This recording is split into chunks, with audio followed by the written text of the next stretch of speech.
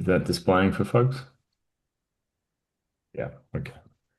So this year, the intention for all the town halls was actually to throw things up a little bit differently. I think in the past these have been a little business-like intentionally. We're going to go through some of that stuff as well.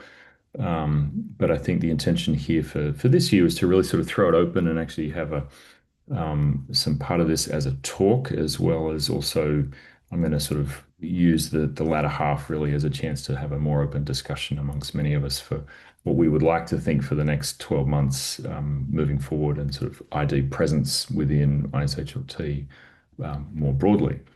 So to begin with, it dawned on me that this process is not always as clear as it sometimes can be.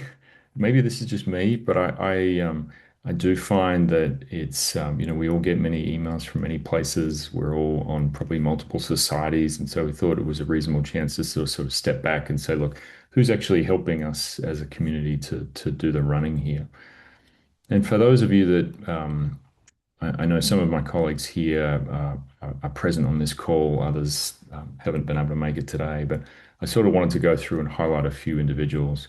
This is our leadership group, quote unquote, and I say that with air quotes because as I'll go through, there's actually quite a few other folk who put in an enormous amount of effort in the background to make our group work within the confines of the larger society. So to begin with, the six people you see here on the list are folk who we meet fairly regularly. These are all voted in individuals who hold roles either to represent us at each of the four major IDNs, or as I'll let Maddie and Fernanda describe, also have roles within different sort of subgroups. I'll start with myself. I'm Cameron Wolf. I should have introduced myself at the start for those of you who don't know. I'm a professor of medicine at Duke. I'm on sabbatical at the moment, actually in UQ in Brisbane, but have been in the ISHLT, I think now for a little over 10 years. I see mainly lung and heart transplant patients, VADs, and a few BMT people. And I'm our representative also to the heart failure IDN. I know Emily couldn't make it. Emily is, at least Emily, I don't think I see you here. I, I had an apology from her. Please chime in. I can't see everyone on the Zoom. Um, Emily's a prior colleague of ours here at Duke, but she's now at Emory and has been really for the last 3 years almost our representative to the lung group and is rotating off shortly to be replaced actually by Brad Gardner from Melbourne. Not sure if I can see Jen Chow online. Jen, are you there? I'm here. Hi, I'm Jen, are you Jen introduce Chow. I'm a yourself? transplant ID physician at Tufts Medical Center in Boston and the MCS representative. Terrific. I do Um, know Maddie says she's still rounding and is yeah, claiming Maddie's things. caught now. I I see her. figured Oh, I there you made it. are. I made it. Hey, Maddie, let's Hey, jump to you. um, I'm Maddie Heldman. I am an infectious disease doctor at Duke with Dr. Wolf when he's not in Australia. And I am the early career and trainee representative. Some of the initiatives that the early career and trainee group don't necessarily relate to infectious disease, but one of the up and coming ones is kind of collating a list of high yield publications and like a reading list for trainees. So which I think is very relevant to ID for both our fellows in infectious diseases and then the fellows in pulmonary and cardiology and CT surgery who want to learn more about infectious diseases too. That's great. Actually, Maddie, before if you're still in place to chat, do you mind just for clarity for those who may not know about the early career committee? Can you describe a little bit about ISHLT, what's counted as early career and how one gets how you became involved in that? Yeah, it's a great question, Cam. I believe early career is any trainee or anyone who's within 6 years of their um, finishing training. If someone from ISLG, Greg, I don't know, you can correct me if I'm wrong. And there's representatives from all of the professional communities on that early career kind of group or board or whatever you want to call it.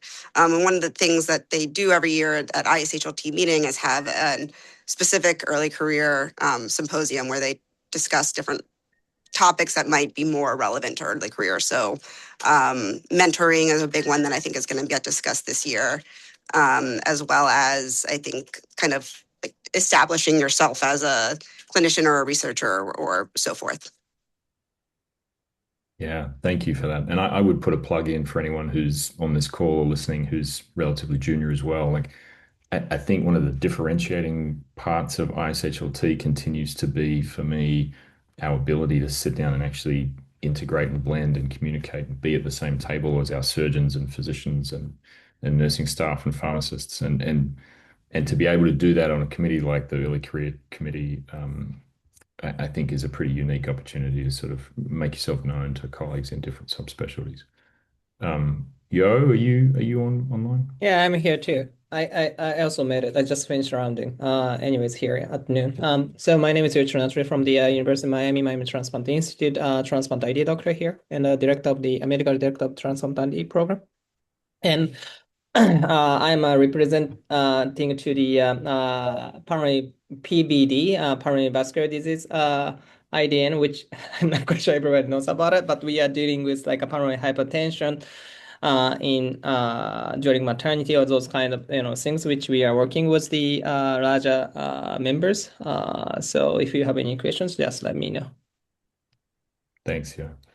And then last but not least, Fernanda, you're online, I think.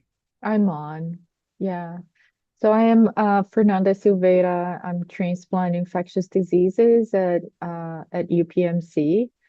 And I've been for the past 4 years representative to the Leadership Advisory Forum. So this is a forum in ISHLT composed of a variety of individuals from different um, backgrounds, from a professional standpoint, but also diverse in geography, generation, gender.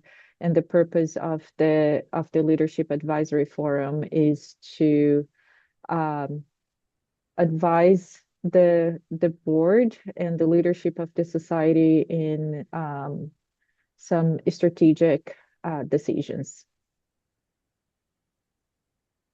Thanks, Fernanda. I appreciate everyone jumping on there to explain their roles. I suspect most people online know who we are, but it's always nice to put a face to the name and the role. So moving on, I did mention that there are other people here who've been heavily involved in our group within ISHLT. I want to highlight a few people, and I'm probably going to miss some here without a doubt. So, as many of you know, all of the PCs have a seat at the table in ISHLT to help design the program for the annual meeting. We'll talk more about that coming up. Nancy Law, Nicholas Mueller, Sylvia Campos are three of the ID members who've been on that group in the last 12 months. And as many of you know, that we've gone through many colleagues who've helped us on that role.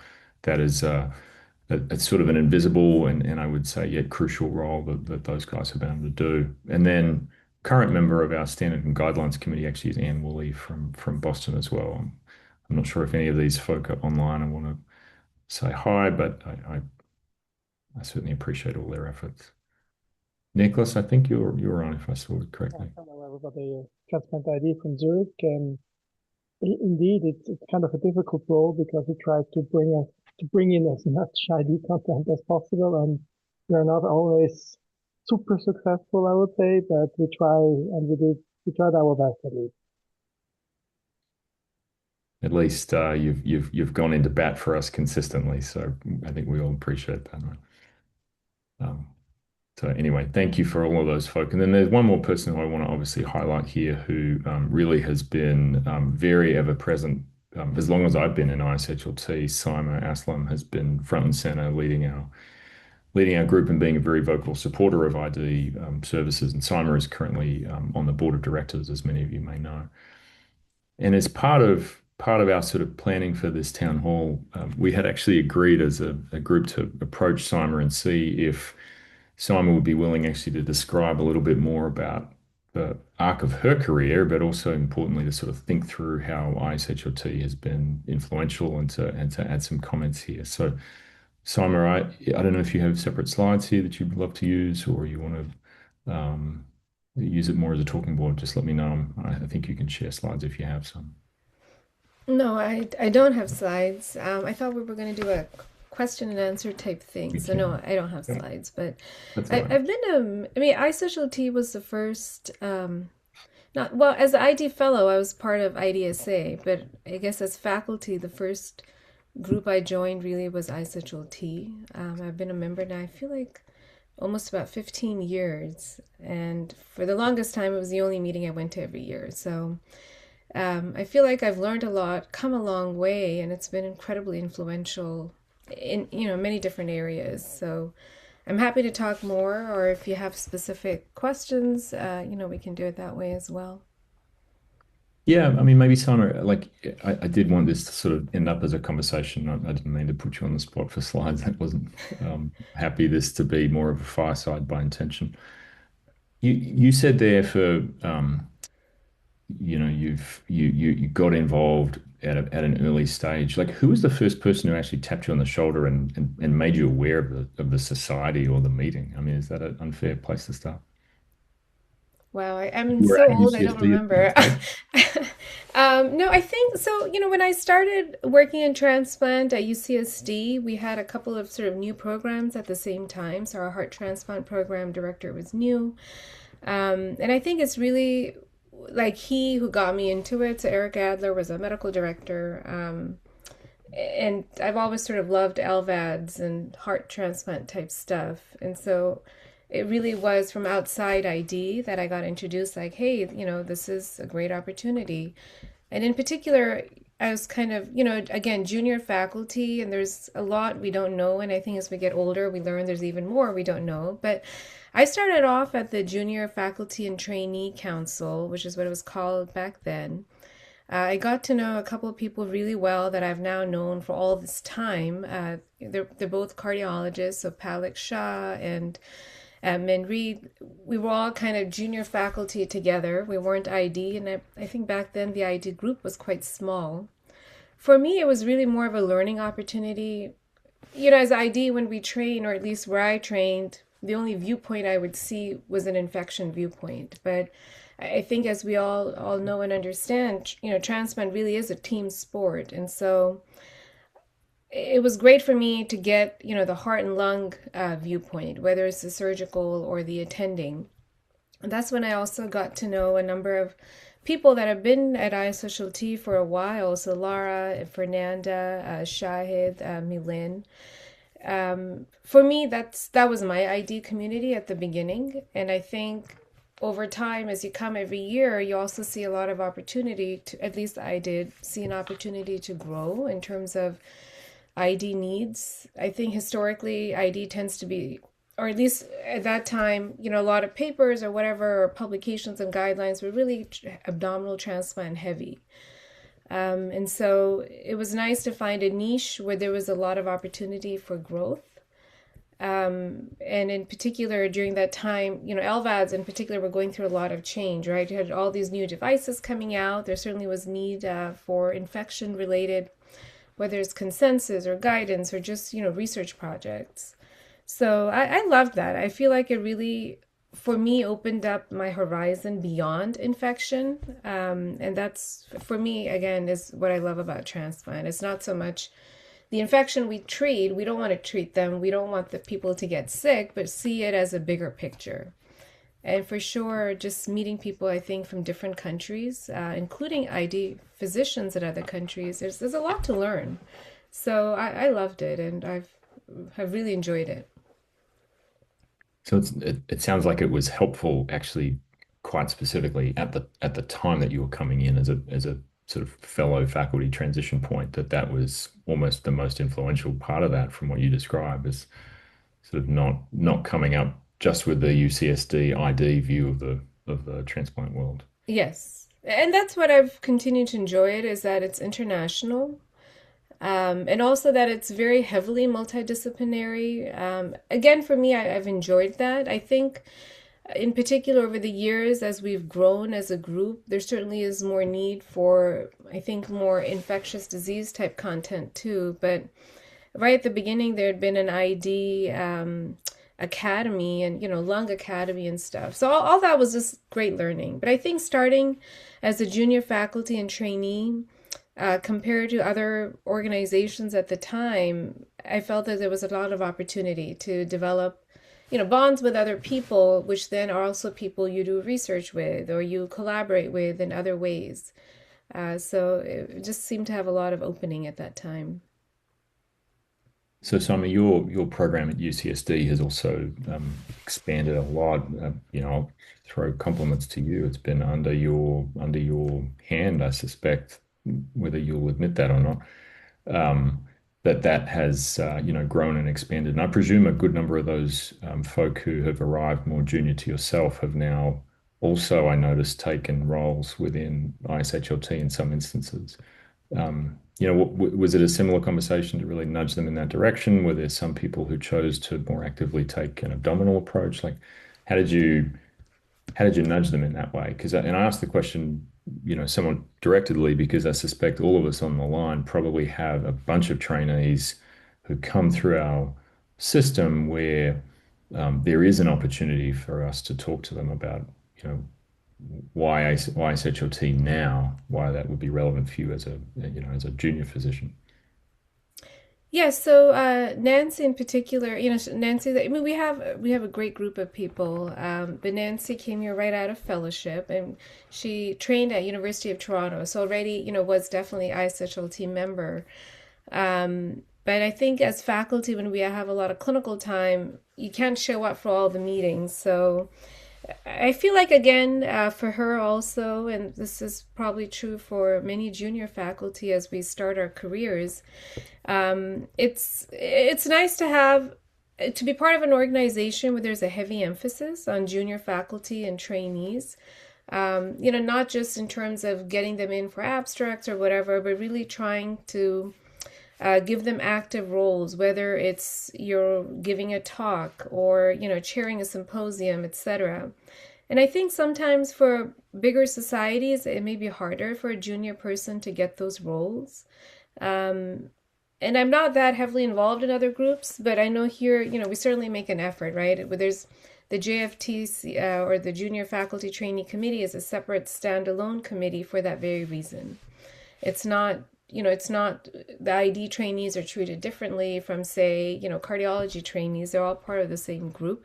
So I think, I don't know, I feel like it leads to greater pollination in terms of ideas with other junior faculty, whether it's a research project you want to do, but then also opportunity to play bigger roles. And that helps, in terms of your promotion. And I think when you're playing a role on the national stage, it kind of also elevates your role within your institution, which is especially helpful from an ID perspective, because sometimes, ID tends to be at the bottom. So having such a role, enhances that. And I think that would be true for any faculty, whether they're junior or not. Yeah, I will say to support you on that one. I've certainly leaned in with colleagues on the idea of like, hey, this is still a relatively small society, and you can actually be um, not disproportionately influential is not the right phrase, but you're going to be able to make a presence for yourself as a junior person much more efficiently. I mean, I do think that Yes. helps elevate yourself within your own center. Many of us on this call probably come from very large transplant centers for the mere fact that we have thoracic programs, and so how do you sort of differentiate yourself or even become a known person who folks want to pick up the phone and call? And I will say personally, I suspect you'd agree that much of that for me has come from physically being seen at annual meetings. Like people suddenly can go, "Oh, you're part of us," is a big sort of feeling that I get here that I don't always see somewhere else. I Um, agree with that. but you've obviously taken it further, Simon, to press you a little bit on that, and have chosen to sort of head more into a Okay. leadership role. And thank you for doing so. Like we need people to stick their hands up quite clearly. Um, Tell me a little bit about the board of directors, because I suspect most people don't have a clear line of sight as to how that flows, or when they think about is that an opportunity for them. And now I'm looking a little bit more directly at some of our more senior colleagues on the call. Like, what's been your experience? How's that flow? How's that worked? And it's obviously a pathway that's a little bit longer. Right. So board of directors, I think, is when I take off my ID hat and it's more of a society organization hat, which is new for me. And I mean, I've enjoyed it. So part of it, again, I think, it's 3 years. The first year, you're really kind of learning, right, in terms of how the organization works, being at the table when we're developing strategy for the next 5 years or 10 years. Definitely representing ID, but sometimes, it is beyond that. It's more of how do we see this organization grow? How do we see it, meet members' needs? And for me, it's important, right? I want our ID people's needs to be met. I've seen our community grow for sure. So when I first started, we would have 15 to 20 people when we had an ID council meeting. Most recently at the Boston meeting, I feel like we're almost, I don't know, 80 to 90 people. So that was massive. It's a big, very big change. But I also sense, a lot, not a lot, but a fair amount of unhappiness with various things. We've gone through a lot of change just within 5 years. For ID in particular, ISHLT, the whole structure, organization, etc., changed. But during the same change, we all went through 2020 and the pandemic, and I still have PTSD from it. So I think, there's some unhappiness and angst that then I personally think kind of goes into other things, right? Whether it's the unhappiness with how things are now different. But having been on board meetings, having seen things grow, at our most recent one, I was really impressed. We went from a group that called ourselves international, but a lot of times, at least, it seemed almost token, right? International meant Europe, Australia, and the US, but we really made an effort to grow truly international. And I find that exciting. I think for ID, there's a lot of opportunity to bring in colleagues that see things very differently from us, or perhaps work in resource limited settings. So all that, again, from the ID perspective, I think there's a lot of area of growth. But I think, again, for me, it's important to bring our ID kind of viewpoint to that strategy as well. And we're a small group, and how do we keep our people happy? How do we keep them engaged and continue to grow? So going back to your original question, I feel like it's not just ID as on the board of directors, but really kind of more a bigger strategy. And for me, it's been very interesting. We've had, a lot of back and forth discussions. You hear multiple different viewpoints and learn how to take either a consensus approach or, what works best for most people kind of approach. But I'm always happy to hear what people have to say, and certainly have heard a fair amount this past year, and try to, move that to other people on the board as well as other leadership to try and make changes that work for us, in addition to the bigger organization. Well, again, I thank you for being an open ear whenever I've needed to bash your ear as well. So I appreciate that. It certainly sounds like for anyone who is considering that role, you haven't felt yourself, tell me if I'm wrong, you haven't felt yourself limited by an ID upbringing, not giving you sort of fiduciary understandings or financial appreciation of inner working. Like there wasn't anything that you didn't think was a skill set that you had that was important on that board. And I therefore, think I learned a lot of new things for sure. Yeah. but certainly something that has given you the chance over time to grow into that role by the sounds. Yes, for sure. Yeah. Well, I think Simon, I'll go so far as to say, like, as an external from either this side of the Pacific or even from the other side of the United States, depending on where I was observing your engagement within ISHLT, and frankly, the arc of your career has been amazing, and you've sort of shone a light, I think, for many of us as to really how, not only how to build a good academic career within your own university, but frankly, how to sort of grow within a society as complex as ISHLT. And And I think, seeing you do that was part of the reason we wanted to just get you to discuss some stuff here today, because I think it's been, you've been remarkably productive and busy and supportive of all your ID colleagues all across the world. I will, I will give a few minutes here if anyone else had questions for Simon specifically about her sort of engagement in ISHLT. We're going to come back at the very end of this hour to sort of discuss more issues about where do we all go. Joanna, I could see, had put in a great comment, sort of supporting the idea of being seen by non-ID colleagues. I'm not sure if I others. will say I found it more welcoming when I started because for the very reason that it was smaller, so it's easier not to get lost in a big crowd. And I mean, it still is smaller because heart and lung transplant is smaller, right, than liver and kidney. So I still feel some of that dynamic remains. Yeah, I agree. Maybe one final thing. Do you mind just briefly hinting at something that I think the board had discussed over the last 12 months, which was the idea of an Asian hub? Maybe I got the words wrong there, but like your comment there about expanding beyond sort of just North America and Europe was interesting to me. Yes, and Greg is here, and I'm sure, can give you more details. But yeah, so there has been discussion, and for sure, now in particular with the upcoming meeting in Sydney next year, there's a lot of interest, in terms of expanding ISocialT, but not just be the annual meeting expansion of being international, but truly having areas of expertise if you have it, for example, Asia Pacific or South America, to bring more people in, which may mean, smaller local meetings, whether it's a Zoom meeting or a smaller in person.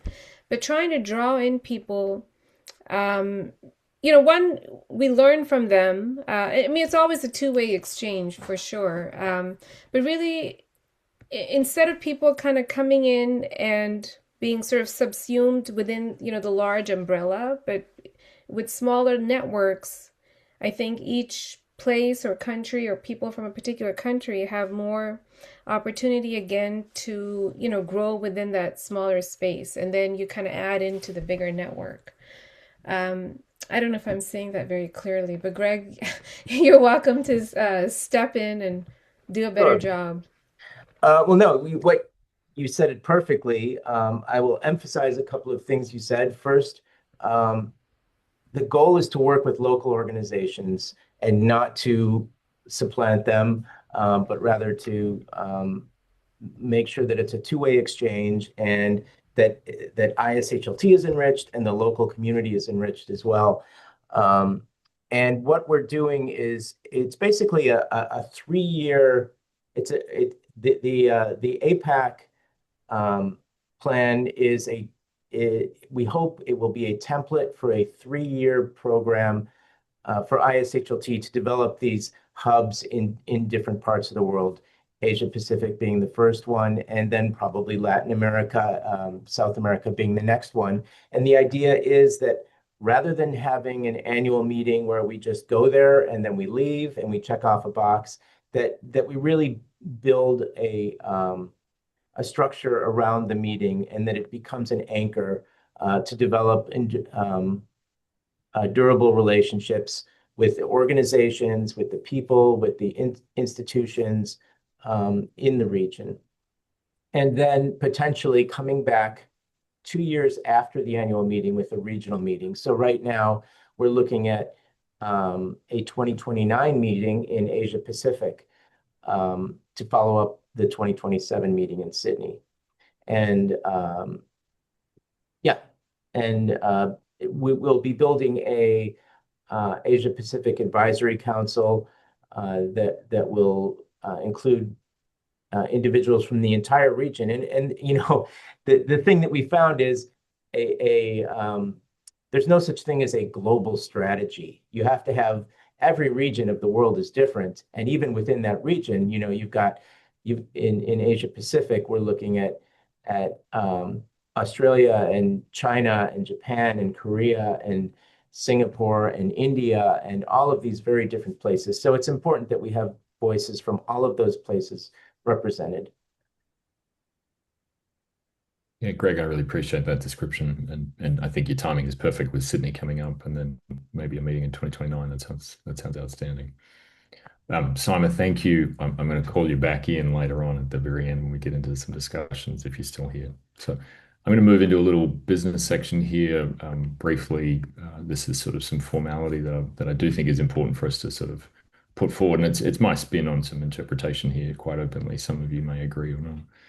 ID is a small group. That's been said already. We represent, this was data from a year or two ago now, but about 2%. I think it might have been crept up to 3.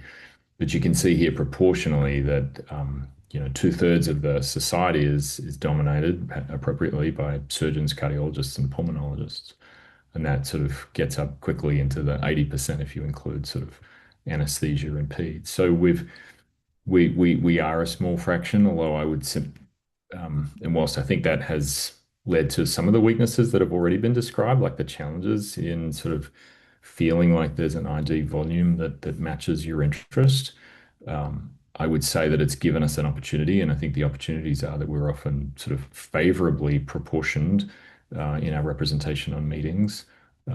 Naturally have, I think, a more influential role to play on IDN councils where we're not represented in the 2% mark. We're represented as an equal and standing professional community. And the one thing I've sort of tried to highlight, I think, is that I think probably we have a greater proportional opportunity to grow. Simon, when you and I both came into ISHLT, I don't think ID was really recognized as an individual transplant training program, at least not to the same extent that it is now. Whereas, at least in North America and to some extent in Australasia, where I am now, um, individual fellows going through transplant unique training is now almost an expectation, if not a standard. And so the opportunity to have new trainees coming through who are uniquely and solely trained in transplant or specifically, and therefore wanting to spend more of their professional time housed within a group such as ISHLT, I think is markedly higher than it was perhaps when some of us with more grey hair sort of wandered into this more serendipitously. So an opportunity to grow. Um, the society as a whole is not surprisingly dominated by physicians, but not exclusively. We have a large pharmacy group that obviously work with us in nursing and allied health.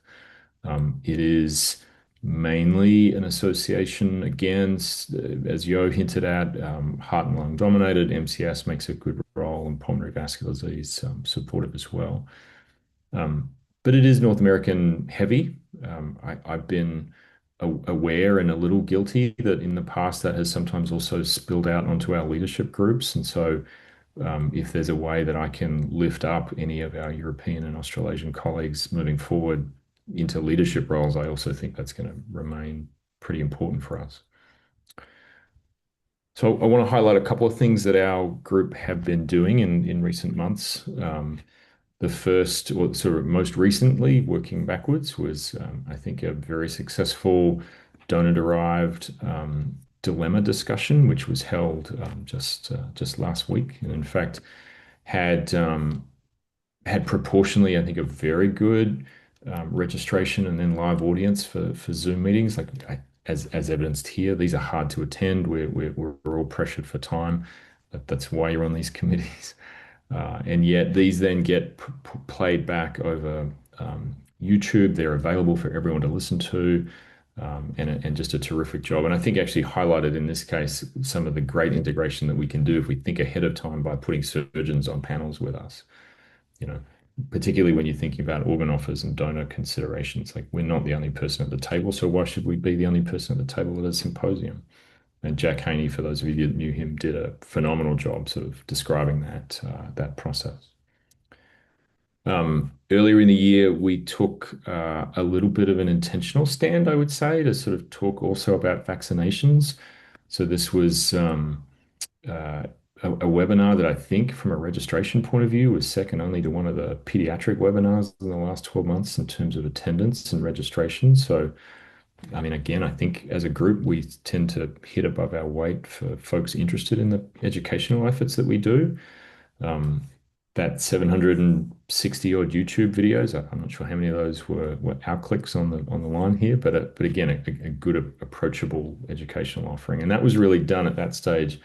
Also, at a time when I think ICHLT can provide a bit more of um, an advocacy platform that is important for us to remember. ID in the last 12 months, I'm sure everyone in the US on this call would recognize has been a bit battered, politically speaking, from a public health, from a vaccine point of view, from a finance and research point of dollars point of view. And so why shouldn't a society that represents all of us also be prepared to put a very public statement out to say, look, um, here's the science that we want to believe when it comes to vaccines, and here's our sort of flag in the sand to mark our spot. And I thought that was important, and I would say a plug that ISHLT will particularly prompt at recognizing this as a place where we need to, really make a public comment. For those of you that want to read that, that's the link. Um, we Now looking forward, as most of you I hope will know, we have had the opportunity given to us this year to do an academy. It's been probably a decade or so since the last one that we did. And this one, when it was discussed, it was put forward to us that would we be interested in doing one with our pharmacy colleagues. And so we jumped at the chance of this. And I hope for those of you that have had a chance to look through the agenda, or again, you can do that by clicking on the QR code there. You'll see that really that blend of pharmacy and ID to me seemed very seamless, and an effective way of bringing just a richness in content that we just can't get realistically with our smaller PC into the annual meeting. So this is a single day. It's a day ahead of the main meeting. There's lots of chances to socialize during the meeting. There's a very strategically placed socializing, free-flowing, lubricant evening afterwards for those particularly curious. But a good chance, I think, to meet many of our pharmacy colleagues. And let's be honest, these are the people who you see at the end of the day on the ICU, rounding with you, discussing topics. So I use this actually to lean into what Simon said earlier and said, for those of you who have junior faculty or fellows or even students who you want to bring in, not just to ID, but to ISHLT writ large, like here's a chance to actually give them for $200, actually a very affordable single day of intense and hopefully, I think, very thorough background information on ID. And so a little plug here also for Brad and Jen, who were really instrumental with our pharmacy leadership also to get that up and running. That brings us to the annual meeting. This is happening now boy, we're just 2 months away, I guess, two and a little bit months away, in Toronto. And I thought rather than sort of highlighting each of the different elements of the meeting that was ID related, a few things that stood out to me was number one, it does appear to be relatively spread out across the arc of the 3 or 4 days, dropping off a little bit on the 25th, but certainly elements that if you search through ID content were spaced out throughout the meeting. Importantly, if you look at that calendar on the left, the pre-meeting for the academy is on the 21st. So I would love to hope that people will be able to come up to Toronto on the 21st and then stay through the meeting, both because I think the content will be good and there's a good chance to cross-pollinate with your colleagues, but then also because we will have our reception on the Friday the 24th. So this was an evening that's, if you remember, for those of you who have turned up, is set aside really with an intentionally not formal setup this year, but a great chance just for lots of old friends to meet over some food and drink and to engage. And that's really that's for me at least part of the major reason we come to the meetings. So lots of opportunity there, I think, and Toronto is certainly a beautiful city to host. I will put out a call in the next couple of weeks for those of you who are there. If you wish to attend an ID symposium generating meeting, which we have each year, I think this is going to be important. This is always it feels a bit jarring to me to be sitting at this year's meeting, starting to think about next year's meeting, but obviously the timing and the pace of that is such that becomes a really crucial meeting for us too. So a couple of other things, and I'm just going to use this as frankly a plug. So there are a number of elements of ISHLT that I don't think we lean into enough as a community. I don't think we have many members that I'm aware of who participate at least in ISHLT in Espanol. I've seen some ID content come across through there, but if that's a patient or a personal population who appeals to you, this is a big opportunity to get in at it, like Simon, like you mentioned earlier, at a even at a junior level and be particularly influential, I think. And that's obviously a new group within ISHLT that's certainly welcoming to any new additions. My Spanish is not to let me join, but for many of you, that may be a good opportunity. Um, there are actually also a number of other committees quite separately to ID leadership where, some of our membership have participated before, and I'd really just encourage anyone to actually go specifically to the Get Involved section of the website that you can see there highlighted on the top of the screen. And each of these committees, I think, are a good opportunity just to get your feet wet within the society. When we can do that, you then become a little more known. Your volunteer efforts are recognized, and I think it does eventually lead into more opportunities growing from that. Importantly, this is going to be again my plug for the next few months, particularly that 1 or 2 months after the annual meeting is the time when we need to organize ourselves aggressively into writing groups. Um, there's an opportunity there to also be a symposium reviewer.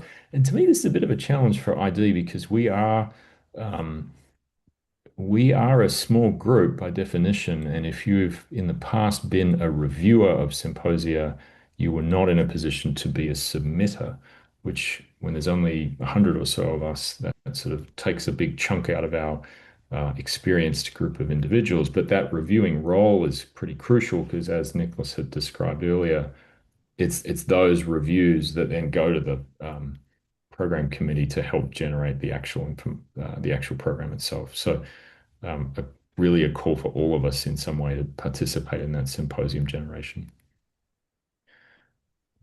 And then as an early heads up, the timing here may be a bit more loose, but there are two pending guidelines and consensus documents that I think will be especially relevant to ID. There's an update here that's pending, and Greg, correct me, I think these are now both approved moving through um, for standardization and definitions of what is an infection in this space. Like that may seem really obvious, but I'm not sure that we are a rapidly transitioning field, and so those definitions need upgrading. And Aaron Mishkin, those of you who know him from Temple, is participating there. And a consensus on management strategies for durable MCS with Urim. So again, if you're interested in participating in those flows, reach out to either myself or Aaron or Urim, and we'll get you involved. There's two other things I want to highlight before we get into the discussion section here. The first is there's an opportunity for anyone who's been involved in ISHLT for a little bit longer to become an honorary fellow. This is sort of like it's a post-nominal designation of ISHLT F. You've got to have been a member for a little while. You've got to have been participating in the society. But I think as a good recognition of participation and sometimes very academically relevant for our home institutions, this is a unique opportunity. And then if any of you know someone who is particularly warranting of a mentorship award, and let's be honest, there are many of us who've had mentors who've been really very career defining, I think, within heart and lung transplant. We need to consider the Francis Pagani Award for that individual. And again, write to me afterwards. We can talk about how to strategically sort of think about that. So I want to, in the 15 minutes or so that's remaining, I want to sort of come back to these 3 points and open it for discussion. We remain a small group. We've got active competition in our space. Many of us do not just lung and heart transplants, but are involved in bone marrow or general ID services. We may have local societies that also pull at our heartstrings. And frankly, often we're now pulled with less financial strings in different directions. Certainly in the last 12 months, ID, I think, has been disproportionately hit in that regard. So I want to sort of open it up. What are some opportunities that we're not thinking about, maybe as a leadership group, or that folks on the call would think are valuable efforts for us to be putting our time into? are there any like things holding us back within the structure of ISHLT? I think that's fair game to talk about here if folks want. And then I actually want to use this as a tipping point to say, like, we've got the opportunity here to have a fantastic meeting, I would argue, in Sydney. And that's not just as a like personal plugging my own country, but just an amazing place to host meetings from personal experience. But it's also a bloody long way away for folks in just about every other part of the world. So how do we make this an appealing meeting and lean into that as an opportunity? Because it is a good distance.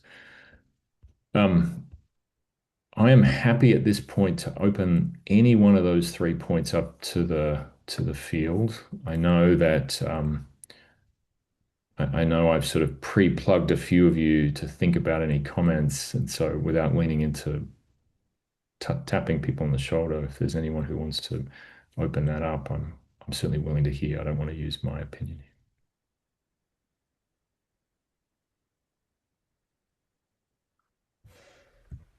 Well, I could start off. Simon? Yeah. In terms of Sydney, and you touched upon, when you were talking earlier about ID in the US at least certainly is battered, in terms of funding and things like that. So it certainly is hard.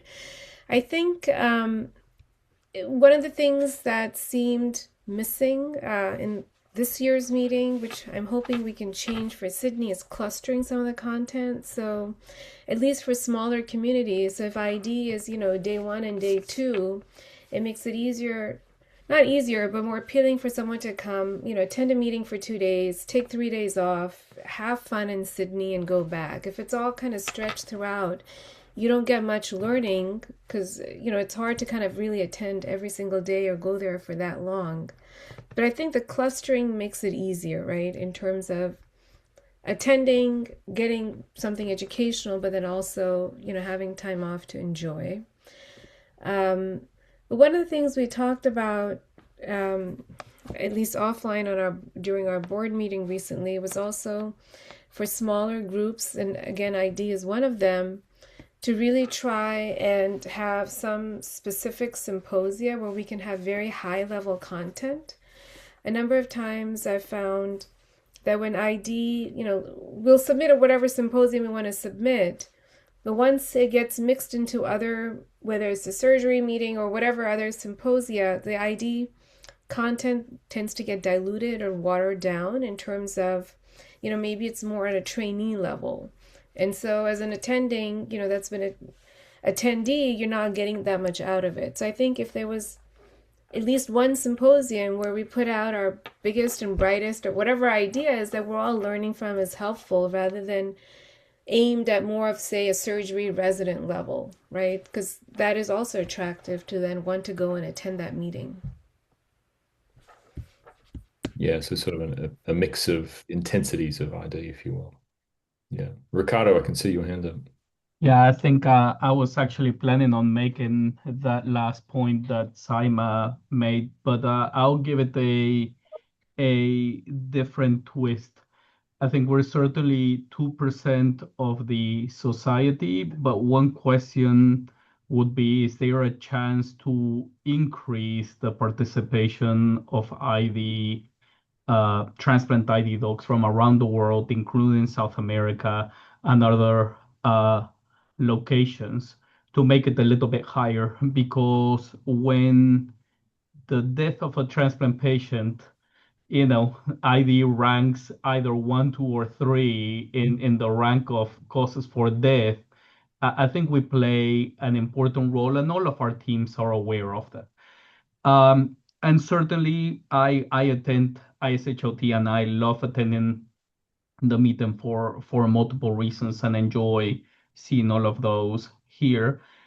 But it appears, or I may be imprecise, that the proportion of sessions that occur during the meeting are, you know, I would say hard to have, 50, 90 sessions, but a number of sessions that is worth the investment during a climate where we're probably all having some limitations to travel.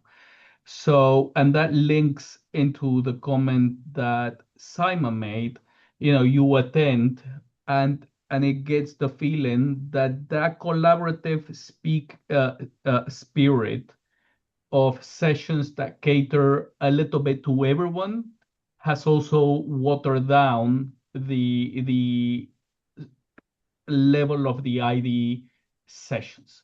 So I think there probably needs to be the session that is heart transplant for the non-heart transplant doc, or people that can understand, and we all be in a position to take care of the transplant patients better. But there also needs to be sessions that are high yield for the super specialized heart transplant doctor, but it needs to be mirrored the same way for ID. So going back to my original comment, if there were more ID sessions with some of the characteristics that Saima has alluded to, is there an opportunity to increase the number of ID members in the society, and sort of, and ideally, could there be some sort of an agreement to say, hey, we predict that maybe XYZ number of people will join the society, stay for life, pay their dues, attend the meeting, if we do a minimum of this number of sessions with these characteristics. Because at the end of the day, have to be aware that the society, I mean, is pulled in 20 different directions, like Saima is saying, and it's nice to hear that at the board level it appears well balanced. But I think we need to improve membership for all the different groups, and I'll stop there. Thanks, Ricardo. I'll go to Fernanda and then Nicholas. Yeah, so um, my comment has to do with, what we can do in terms of Sydney.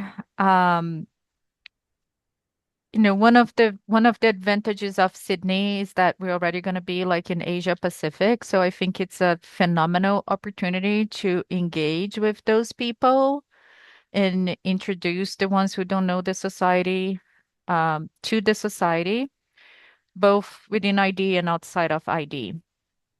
We just had in August the World Transplant Congress that was in conjunction with TTS. And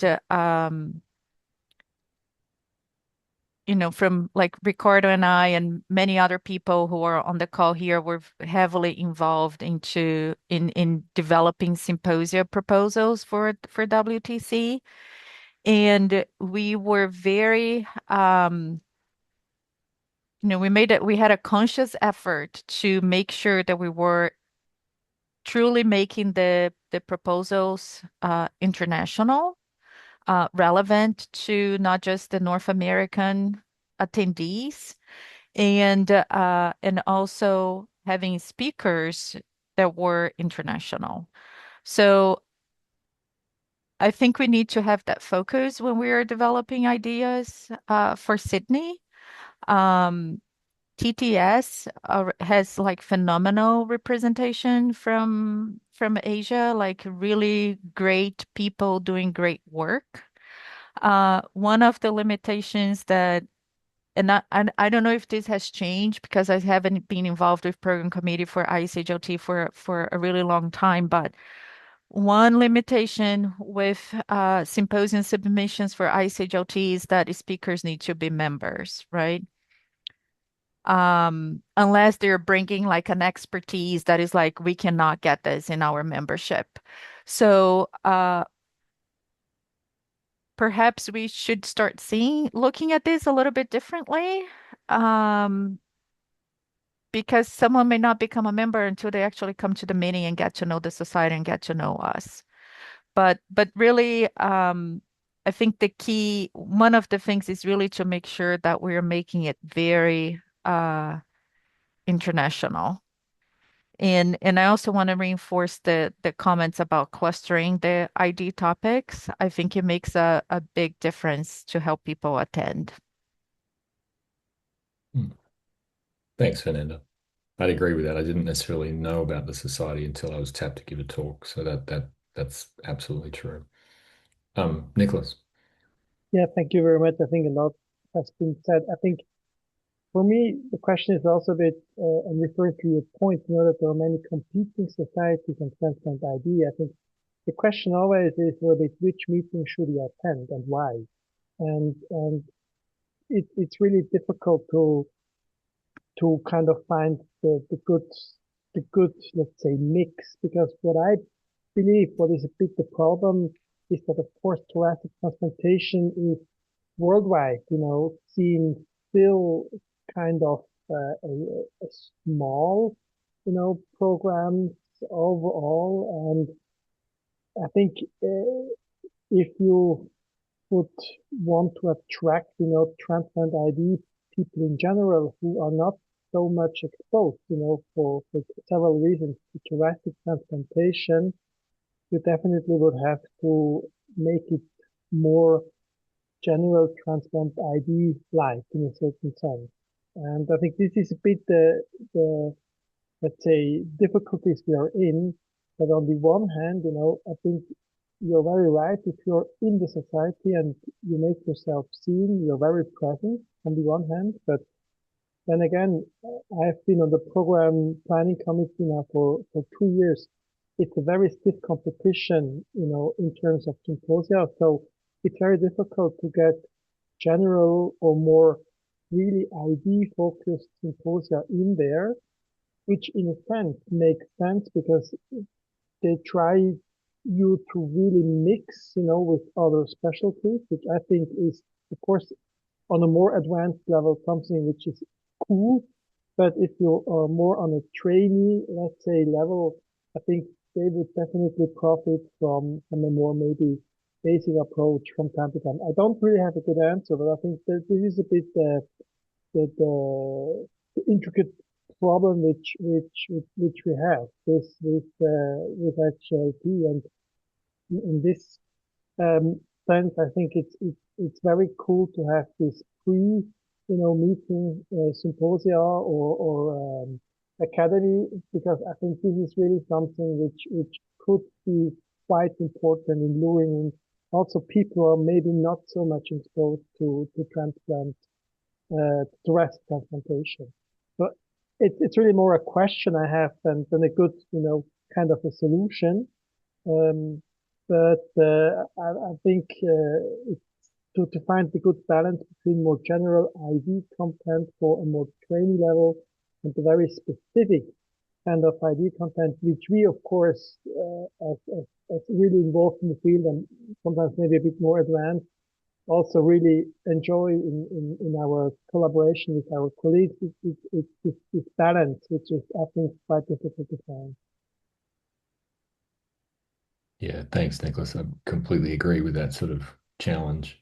I'm trying to also look through the chat here, and there's a couple of people I'd love to individually call out. Marika, I think you've made a great comment here. I don't know if you can elaborate on the sort of joint efforts within societies that you've seen, because you've been involved in them from IDSA's perspective. And then Joanna, I know you and I had chatted offline also about opportunities, if you wouldn't mind. But Marika? Yeah. So, Cam, so IDSA is probably also very new to the whole society game. And we're competing for, the same membership, because we are very niche. I think what is helpful, at least to increase awareness, is partnering with other societies. I think the presence of transplant ID in all the societies is actually just showing the growth and the strength of the field. So I would say it's not really competing, it's more of collaborating and promoting the field. So I find it helpful. I think since I'm the chair of the IDSA Immunocompromised Host COP, is partner with well-established groups. We have done that recently, at least through webinars.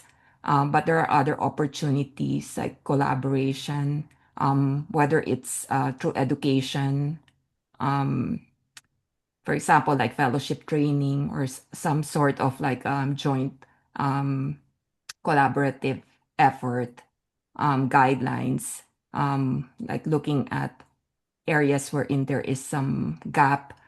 So I think those are just the things that come through my mind because when you emailed me about thinking about this a little bit.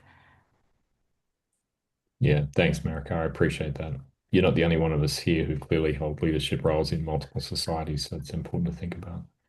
Um, all is having to step off. Joanna, I'm not sure if you get the final word or if you're still here. She may have also had to step off. Well, we've slipped past the hour. I do think very intentionally, I had also wished to continue this discussion in a less formalized way than a town hall, because I think there's lots of opportunity to have extra opinion here, some of whom could not join this meeting, particularly our Australasian colleagues, given this is a Sydney meeting that we're talking about. So watch out for some further opportunities to join into a call, which I really think is going to be important. But thank you all for joining. Thank you for those of you who are listening online and couldn't join in person. These town halls are for you, for membership, to try and make your engagement and all of our engagement in the society better. And so hopefully today you've walked away with something that will at least allow you to engage a little bit more, or to sort of press into some of your other colleagues and junior trainees to get them involved as well. I think that's what makes a society like this continue to grow. Greg, any concluding comments? I just want to thank you for your fantastic leadership of this community, and Sima for all of her contributions to this meeting and to the board of directors. And I really want to emphasize that the ID community is essential. Even though it's small, it's essential to making ISHLT what it is. Without these smaller professional communities, ID, pathology, pharmacy, nursing, allied health, anesthesiology, ISHLT would just be cardiology and pulmonology and surgery. And there are many societies that do that, but there are no societies that bring together all of the groups that are in ISHLT. So thank you for everything that you're contributing to this organization. Thanks, Greg. I appreciate your leadership here too. So with that, I'll draw close to the meeting. So thanks everyone for staying so long. Good night, or good morning, or good afternoon, wherever you are.